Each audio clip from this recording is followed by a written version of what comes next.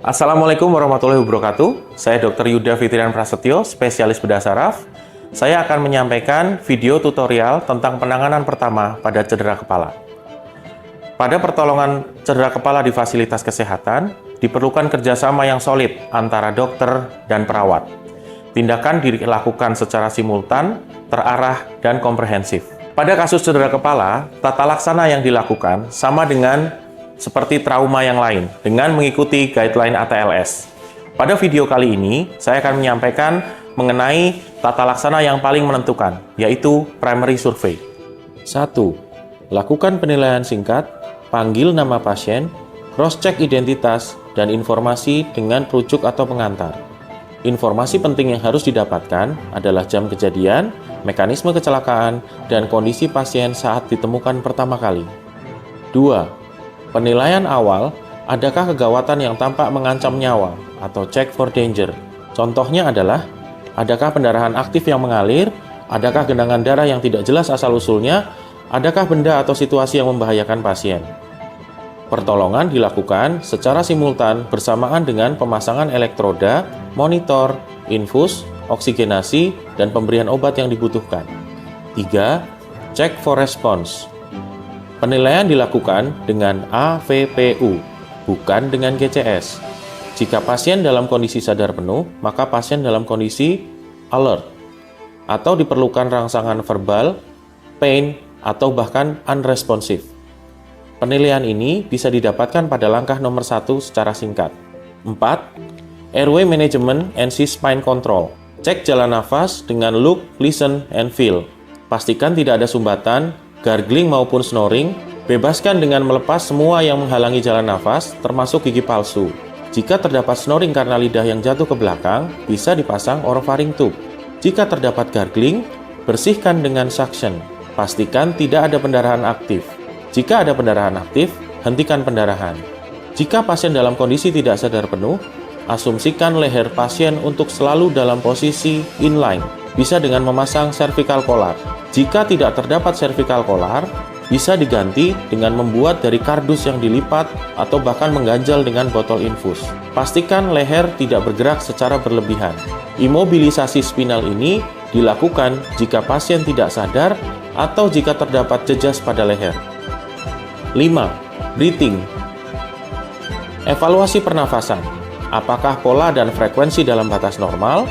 Pastikan pergerakan dinding dada normal dan tidak ada otot tambahan dalam bernafas. Evaluasi saturasi oksigen pada layar. 6. Circulation. Evaluasi tekanan darah dan nadi.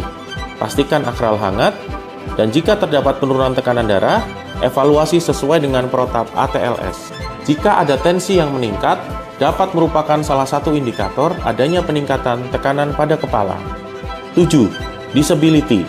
Pada penilaian disability ini, dilakukan evaluasi GCS pada pasien. Evaluasi GCS ini dilakukan setelah ABC stabil.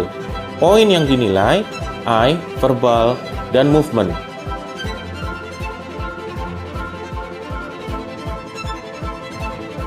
Lakukan pemeriksaan pupil pasien, direct dan indirect.